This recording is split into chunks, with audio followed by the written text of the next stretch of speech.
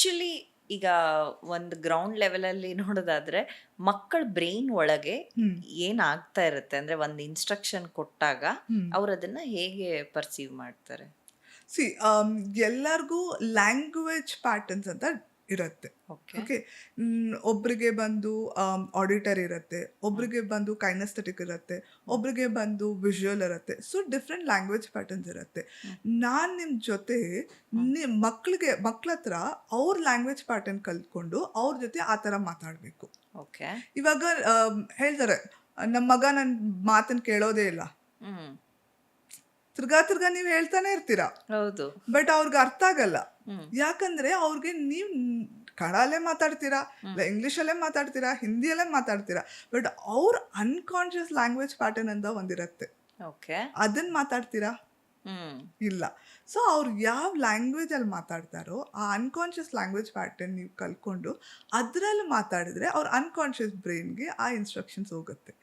So ಅದರಿಂದ ಅವ್ರ behaviours actions change ಆಗುತ್ತೆ.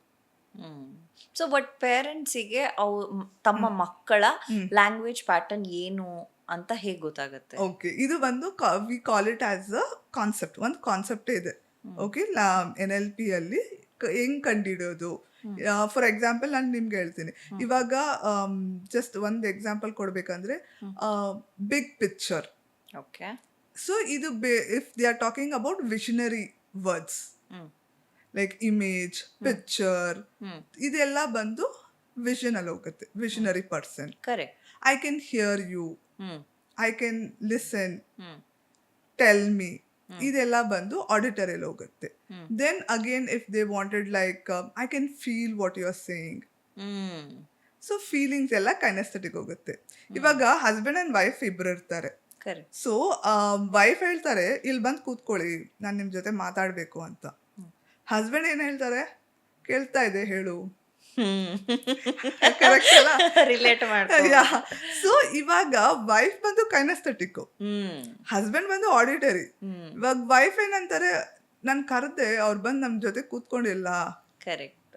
So there is a language difference. So ಇದನ್ನ ನಿಮ್ಗೆ ಅರ್ಥ ಆದ್ರೆ, ಸೊ ನಿಮ್ ಮಕ್ಳ ಹತ್ರ ಇಲ್ಲ, ಎಲ್ಲಾ ರಿಲೇಶನ್ಶಿಪ್ ಅಲ್ಲೂ ನಿಮ್ಗೆ ಅನುಕೂಲ ಆಗುತ್ತೆ. But at the same time ಈಗ ಮಕ್ಕಳು ಯಾವಾಗ್ಲೂ ಒಂದೇ ತರ ಇಲ್ಲ, ಅಂಡ್ ಅಫ್ಕೋರ್ಸ್ ಎಲ್ಲರೂ ಯಾವಾಗ್ಲೂ ಒಂದೇ ತರ ಇರಲ್ಲ. ಬಟ್ ಅವರು ಈ ಟೈಮಲ್ಲಿ ಈ ಲ್ಯಾಂಗ್ವೇಜ್ ಎಕ್ಸ್ಪೆಕ್ಟ್ ಮಾಡ್ತಾ ಇದಾರೆ, ಈ ಟೈಮಲ್ಲಿ ನಾವು ಅವ್ರ ಹತ್ರ ಈ ತರ ಮಾತಾಡ್ಬೇಕು ಅಂತ ಹೇಗೆ? ಬೇಸಿಕಲಿ ನಮ್ humans 2 language patterns will be predominant. ನಾವು ಎಲ್ಲ ಯೂಸ್ ಮಾಡ್ತೀವಿ. 5 ಲ್ಯಾಂಗ್ವೇಜ್ ಇದೆ, ಬಟ್ ನಾವು ಎಲ್ಲ ಯೂಸ್ ಮಾಡ್ತೀವಿ. But predominantly 1 or 2 will be more. So you can identify ಯಾವುದು ನಿಮ್ಮ ಮಕ್ಳದ್ದು ಪ್ರಿಡಾಮಿನೆಂಟ್ ಲ್ಯಾಂಗ್ವೇಜ್ ಪ್ಯಾಟರ್ನ್. ಪೇರೆಂಟ್ಸ್ ಕೂಡ ಅದು ಲ್ಯಾಂಗ್ವೇಜ್ ಪ್ಯಾಟರ್ನ್ ಯೂಸ್ ಮಾಡ್ಬೋದು first. So it is not necessary ಯಾವಾಗ್ಲೂ ಅದನ್ನೇ ಯೂಸ್ ಮಾಡಬೇಕು ಅಂತ ಇಲ್ಲ. You will identify. ಒಂದ್ಸಲ ನಿಮ್ಗೆ ಅರ್ಥ ಆಗ್ಬಿಡುತ್ತೆ, ಓ ನಮ್ಮ ಮಗ ಇದು ಲ್ಯಾಂಗ್ವೇಜ್ ಪ್ಯಾಟರ್ನ್, ನಮ್ಮ ಮಗಳದ್ದು ಇದು ಲ್ಯಾಂಗ್ವೇಜ್ ಪ್ಯಾಟರ್ನ್. ಸೊ ಟೀಚರ್ಸ್ಗೂ ಈ ತರ ಇದ್ರೆ like if they know the student language pattern, ಅವ್ರಿಗೂ ಅನುಕೂಲ ಆಗತ್ತೆ.